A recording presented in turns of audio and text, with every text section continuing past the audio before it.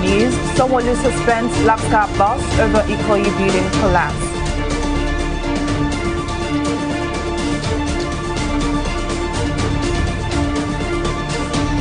Buhari pledges Nigeria will reach net zero emissions by 2060.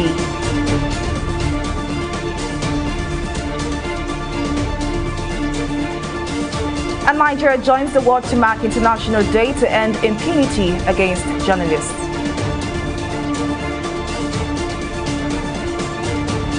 We're glad to have you join us on News Now. I am Folashade Ogurinde. More than 24 hours after a 21-story building collapsed in the Ikoyi area of Lagos State, the death toll from the incident has continued to rise. In response to the development, the Lagos State Governor Babajide Sanwo-Olu has ordered the indefinite suspension of the General Manager of the Lagos State Building Control Agency, Bolao Oki. Details in this report. Like a pack of cards, a 21-story building under construction on Gerald Road, Ikoyi, collapsed on Monday afternoon to the astonishment of many. While pandemonium and confusion ensued, men of Nigeria's emergency agencies as well as security operatives were on ground as first responders to rescue persons trapped under the rubble. Sadly, reports of building caving in are not new in Nigeria, but this is the first time a structure with such number of flaws would disintegrate. The Lagos State Deputy Governor Femi Hamzat, who spoke to journalists at the scene of the incident, said the building only had approval for 15 floors and not 21, indicating a possible compromise in construction integrity. There is something that is called structural integrity test. So as a matter of fact, if you are aware, this location was sealed for about 4 months. Sometimes ago. It was sealed from July. I think it was open from June. So it was sealed because our agency came in to do structural tests. They saw some anomalies, so they shut it down and said those things should be corrected. And so we normally do this. So the second building will also be audited in terms of integrity test. And of course, if we find anything, then the appropriate action will be taken. So and it's important to also announce that we have an agency that's supposed to do this job, and that's why they came in around July to check, and when they saw the anomalies, they shut the site down. So we do that regularly, and we just hope that people will understand the need for state government to also do that most of the time, to make sure that if there's an anomaly, we will shut it down. Unsurprisingly, experts in the field of building construction say the collapse mirrors gross inefficiency in Nigeria's building sector. Looking at the board over there, does it say who the architect is? Does it say who the structural engineer is? Does it say who the contractor is? Does he have the approval number? No. There must be, the first requirement on any construction site is to have the signage to tell you who. He only says the contractor is the developer. The developer is the architect. The developer is the consultant. Now, question must be asked. What is the regulatory body doing? But you look at what happened here. 2 has been constructed before. Is the third one? There might be a lot of factors. The cost of cement a year ago is not what the cost of cement, but that doesn't mean the developer should cut corner. Witnesses at the site of the incident narrate how they narrowly escaped becoming victims of the building collapse. I was going out to buy my food to counter CP started to fill out. My men started dying. I have a lot of people that are inside their project, they can never find them. I see more time God for that. No sign. It was just coming down by itself. No sign, no sign at all. At the time of filing in this report, authorities have confirmed 15 casualties, while 9 persons have been rescued and taken to medical facility for emergency care. While rescue operations are still ongoing, the total number of persons trapped under the rubble is still unverified. Folashade Ogurinde, TV360 News.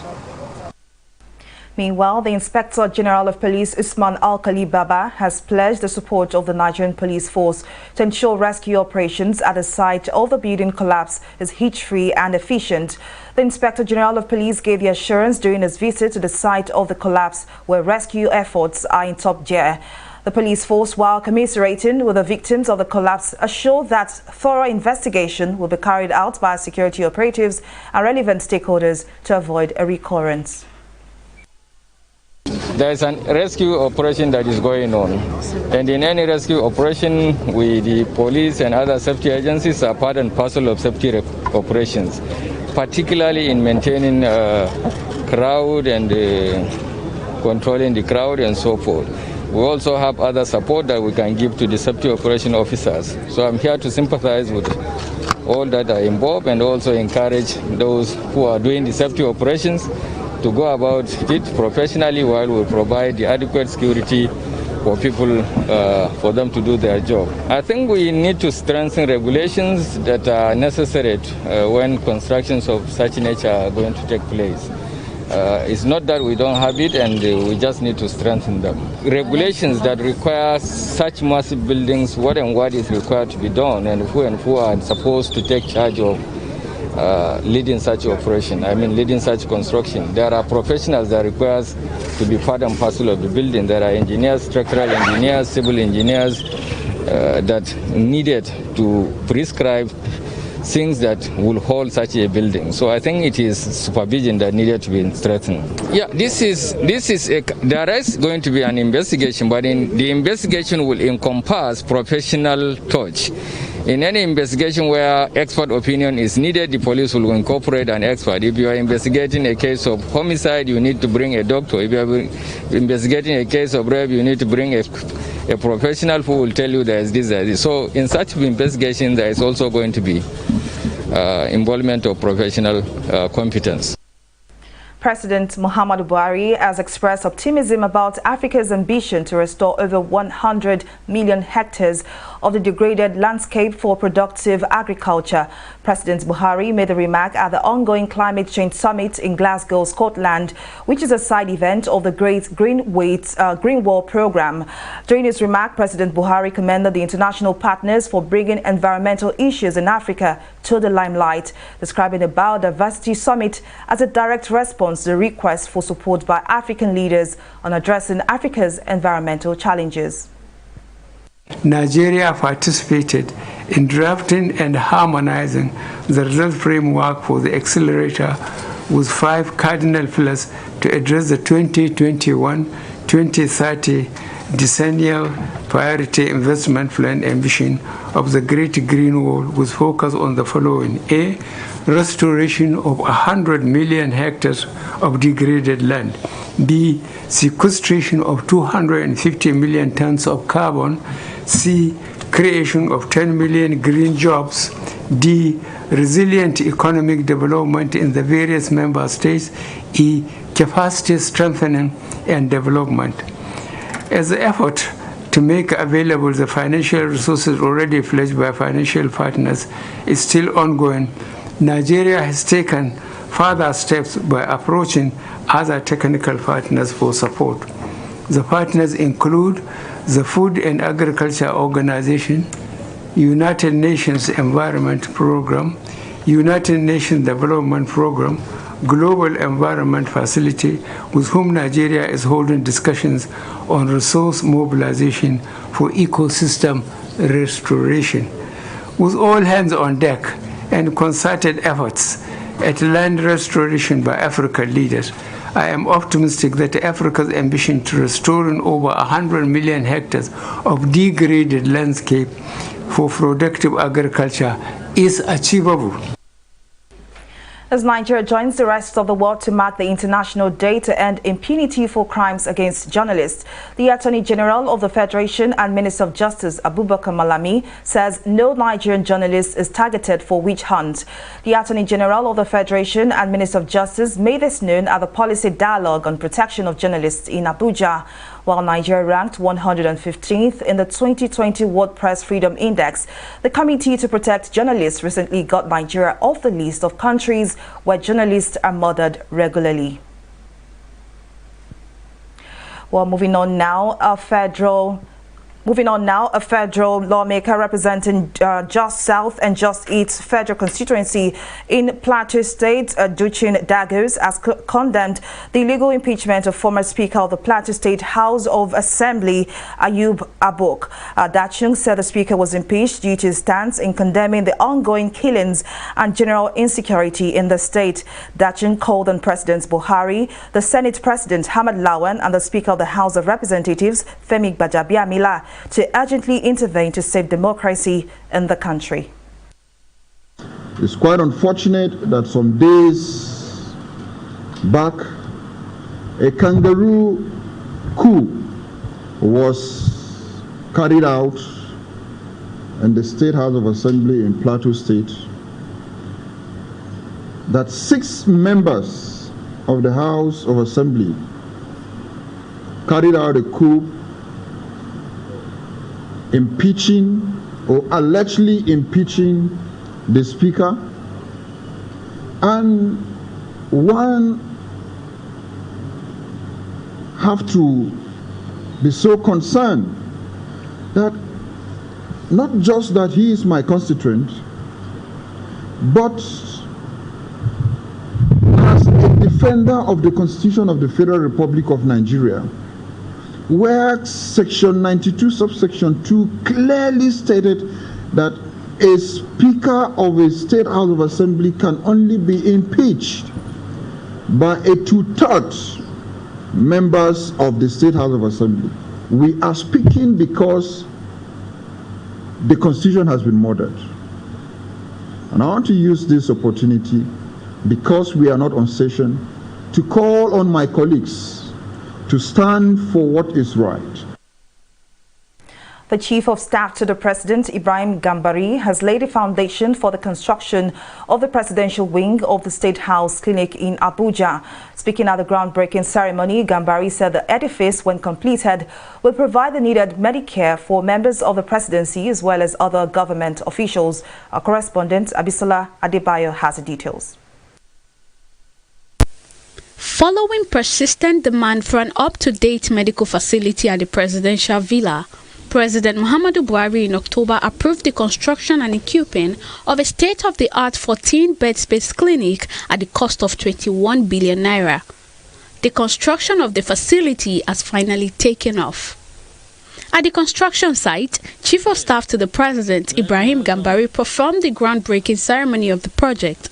He says the facility will not only cater to the President, his vice and their families, but also visiting head of state who may be in need of medical care. This is an essential building, essential facility, because we have to have the best facility for President, the first family, and other very distinguished senior officials of this administration. It's also a facility, when finished, will be available in case we have visiting presidents, visiting heads of state who may require medical support and assistance during their visit. The presidential wing of the State House Clinic is expected to be commissioned by December 2022. Permanent Secretary to the State House, Tijani Umar, stressed the importance of the event, saying it was done to keep up with the timeline approved. In line with the approved timelines for the construction of the State House Clinic presidential wing here in the presidential villa, 1st November 2021 was set aside and approved as the groundbreaking day, and from here we move forward with the full construction activity. Special advisor to the President on Media and Publicity, Femi Adesina, lauded the project, saying it will serve its purpose for years to come. Not the words said here today will be remembered, but the action of laying the foundation stone, because in months, in years, and many decades to come, this facility will sitting president, senators of the State House, visiting presidents and dignitaries. The facility is constructed by Nigerian contractor Julius Berger, and it is expected to contain presidential, executive and VIP suites, as well as operating theaters, laboratory and isolation centers. Abisola Adebayo, TV360 News. The 21-story building collapse, which has claimed 15 lives and still counting, according to authorities, has continued to generate several mixed reactions from Nigerians. To give more updates on the situation, let's now cross over to our correspondent, Mary Kano, who is currently at the site of the collapse. Thank you so much, Mary, for joining us. Now, could you tell us, is there any updates so far as to what you've learned on the collapse building?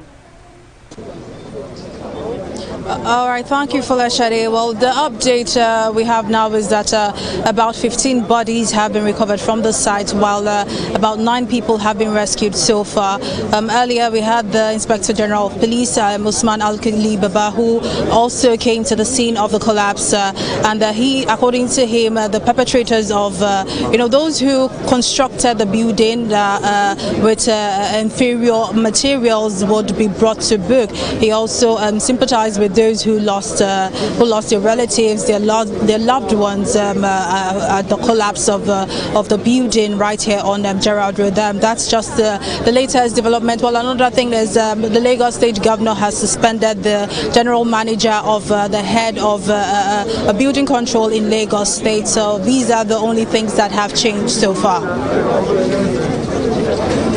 Now, Mary, with regards to the surrounding building, as the authorities said anything with regards to that, have there been statements as regards if those other surrounding buildings could pose a threat to those who are presently at the site of the collapse? Repeat your question, please. Yeah, Mary, if you could hear me, I asked if the authority has said anything with regards to some of the buildings still standing around the site of the crash. Have they made any statement to say if or not such buildings would be looked into officially? All right, the Deputy Governor of Lagos State, Hamzat, he was also here earlier on in the day, and according to him, a structure integrity test will be carried out on the other 2 buildings that are directly opposite the building, or beside rather the building that collapsed. And according to him, once the buildings are certified to not be fit for inhabition, they would also be pulled down. So that is all he said on the other 2 buildings. Now, before I let you go, Mary, let me find out from you. 15 people have so far been confirmed dead. So far, have we had any updates on the number of people who have been rescued alive? Yes, the number right now is at 9. Although we've had relatives of those who are possibly buried under the rubble come out, agitated, protesting that they be allowed into the site of the collapse. According to them, their relatives are also calling out to them from underneath the rubble, and they were agitating to be allowed into the premises, into the compound. Right now, the figure is at 9, and that's all we know for now. Now let's talk about the security situation around there. You made mention of the fact that some of the relatives of those who are trapped underneath this rubble are trying to get in contact with their loved ones. You said earlier that you spoke to some of them. Could you paint a picture of what the atmosphere is like around there? Folashade, I'm afraid you'd have to repeat the question, please. Now, Mary, if you heard me clearly, I asked what the situation is like over there, the atmosphere, the relatives of those who are trapped in this rubble. How would you describe the general atmosphere of that area? That outside, I'm afraid, Folashade, can you hear me? Go ahead, please. Well, the relatives are gathered outside the building. They have not been allowed into the compound where the collapse occurred. They've been barred from going in. Even the media, no one is allowed apart from the rescue agencies and relevant authorities, who are the only ones allowed into the building. So every other person, both eyewitnesses and those who generally just want to know what is going on in there, are all gathered outside the compound and waiting to probably be allowed in, or at least to get latest updates on what is going on in. Their relatives are outside, they are not allowed in. They're also agitating to be allowed into the compound. So that's the current situation on ground. Falashadi. Now, Mary, before I let you go, let's talk about the security situation around there. The IGP made mention of the fact that it would ensure that all security operatives, or basically security, is kept at maximum at that site. Are you seeing a situation where there could be, a chaos generally in that area?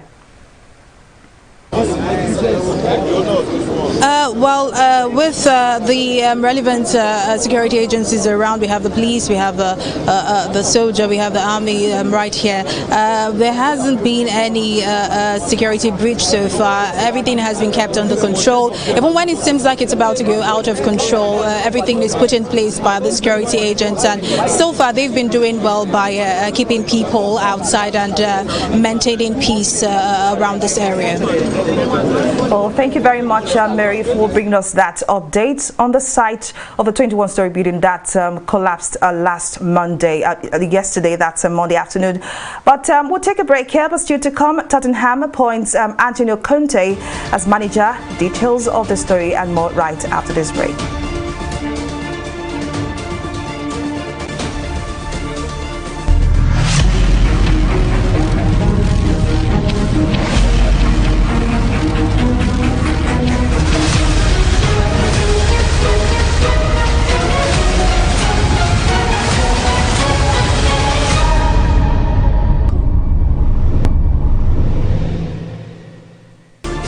Welcome back. Now here is a quick recap of some of our top stories tonight. More than 24 hours after a 21-story building collapsed in the Ikoyi area of Lagos State, the death toll from the incident has continued to rise.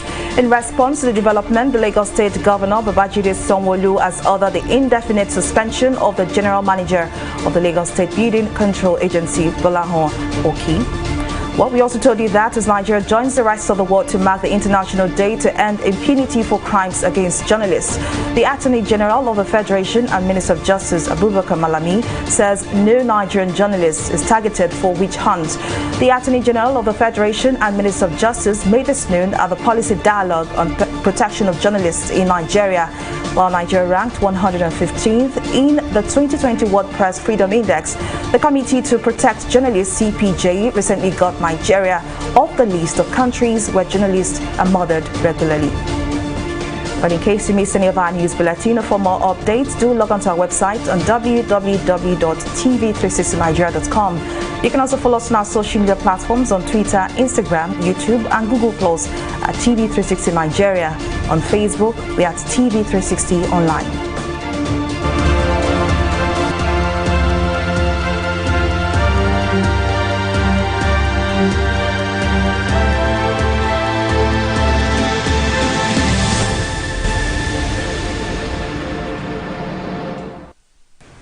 The Nigeria Center for Disease Control, NCDC, has revealed that 19 new COVID-19 infections were recorded across 7 states and the Federal Capital Territory on Monday. In the data revealed by the NCDC, Lagos topped the chart with 33 cases, followed by FCT and Nasarawa with 14 cases respectively. According to the agency, 2 deaths were recorded, raising the fatality total to 2,898. While a total of 212,051 cases have been confirmed in the country. Iran's Foreign Minister Hussein Amir Abdullahian has tested positive for COVID-19 on Monday at a key moment in diplomatic efforts to revive a nuclear agreement with major powers. This was made known by the Foreign Ministry spokesperson while speaking to the state media on Monday in advance of the nuclear talks slated to be held later this month.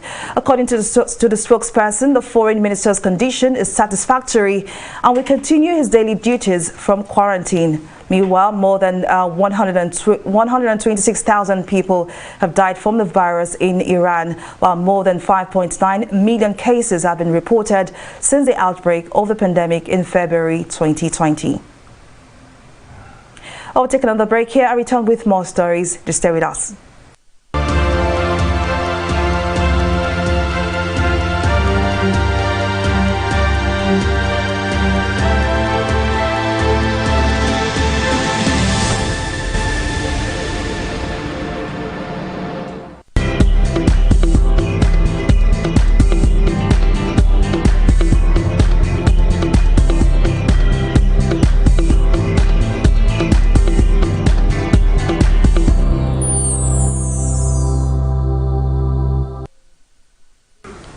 Well, up next is business news and stock market review with Abisola Adebayo. Over to you, Abisola. Thank you very much, Folashade. Welcome to Business News. The Senate Committee on Solid Minerals, Mine, Steel Development and Metallurgy has expressed worry over the abandonment of Ajaokuta Iron and Steel in Kogi State. The committee also lamented the yearly envelope budgeting for parliamentary approval that has not improved the welfare of Nigerians. Committee members became irked when the Minister of State for Solid Mineral Development, Uchechukwu Oga, presented a proposed budget of 23.4 billion naira as estimate for the Ministry of Mines and Steel Development, which was considered too small for the ministry. Members of the committee decried the budgetary allocation for the sector, maintaining that the solid mineral sector should rank second after the oil and gas sector.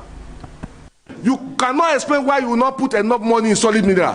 What is 10 billion naira? What is 30 billion to solid mineral? And the minister is asking for 82 billion to buy net mosquito. Let mosquito kill all of us then. Let the people survive, let them live. For me, gentlemen, it is for all of us to speak the truth. This budget, to me, is not satisfactory to me. And I will tell the chairman, let him come to committee on appropriation and present a special case for solid mineral. Before the minister resigns, I think there must be something on ground. Let us have a proposal that will justify any increase on this budget. You have to bring something forward. You must have shown it to the cabinet, to this committee, that you really need the money. The job you want to create by this additional funding, and the quantity analysis, because for us to go to appropriation to talk, we also need to justify the need for the additional funding. We have to go back to the drawing boards. And I think this is not a matter for the ministry, it is a matter for us and the powers above, that the process has to be changed so that the combination of the executive and the legislature will sit down and project what they consider to be the ideal thing to be done. Part of this problem is also affecting Ajaokuta. We'll take a break here and return with a review of the stock market review.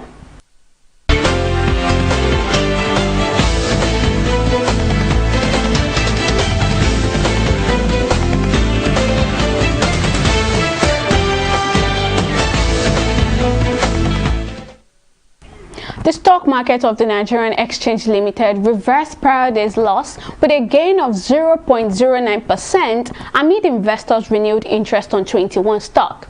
The market positive performance was driven by price appreciation in large and medium capitalized stocks, which was led by International Breweries and Lasaco. On the flip side, as our losers list for today, USCN and FTN Cocoa led the losers counter with a combined 70 kobo loss. Moving on now to our market summary. Our market summary sees a total volume of 318 million units of shares valued at 3.2 billion naira exchanging hands in 5,492 deals. On the foreign scene, London's FTSE dropped on Tuesday, with mining stocks taking a hit from a slump in iron ore prices. Meanwhile, the Dow Jones briefly rallied 50 points on Tuesday as Tesla stocks skidded as much as 5% in early trade over uncertainty in the recently announced Hertz deal before slashing losses.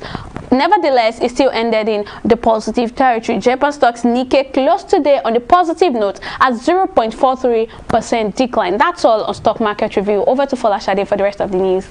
Well, thank you very much, Abisola, for that update. On the foreign scene, former French President Nicolas Sarkozy has refused to answer questions as he appeared as a witness in the trial in which his former aides are accusing of misusing public funds on polling contracts. The former president had initially said he would not appear as a witness after being tried and convicted twice this year in separate cases.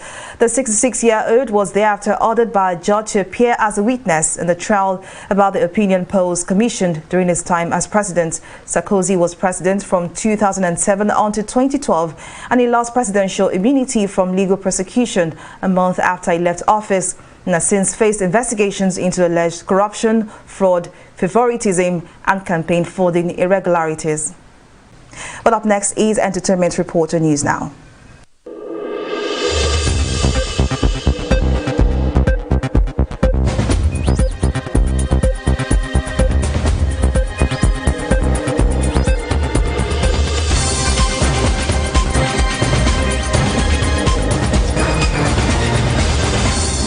Nigerian singer and songwriter Burna Boy and his manager Bosa Ogulu have been accused of extortion by United States-based show promoter Emmanuel Uzo, the owner of Gold Mula Entertainment, and he is demanding a sum of 28 million naira. In his 5-page story, Uzo alleges that the singer collected a total of $50,000 from him to perform at a show slated for October 30th in Texas, but never showed up. He also accused Burna's mom of extorting $10,000 from him. However, there have been no comment or response from Burna Boy, his mom, and his management regarding the allegations. Kule Afolayan has confirmed the news of his second film of 2021 following the release of his Netflix original, Swallow. According to the filmmaker, the United film, which is currently in post-production, will hit the screens in December 2021. He recently shared an update on the film's production progress on his official Instagram handle. Afolayan's latest announcement follows the release of his anticipated film adaptation of Sefi Attel's novel, Swallow. And that is all that we have for you in the entertainment segment of News Now.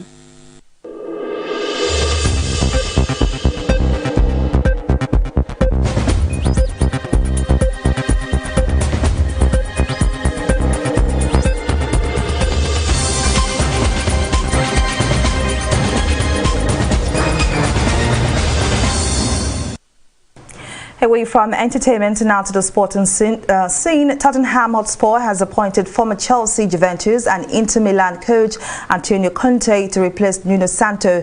This move comes barely 24 hours after the sacking of Nuno Espirito Santo, who formerly held the position. Conte was signed a deal until 2023 with the option to extend, returns to the Premier League, having won the division with Chelsea in 2017 and FA Cup a year later.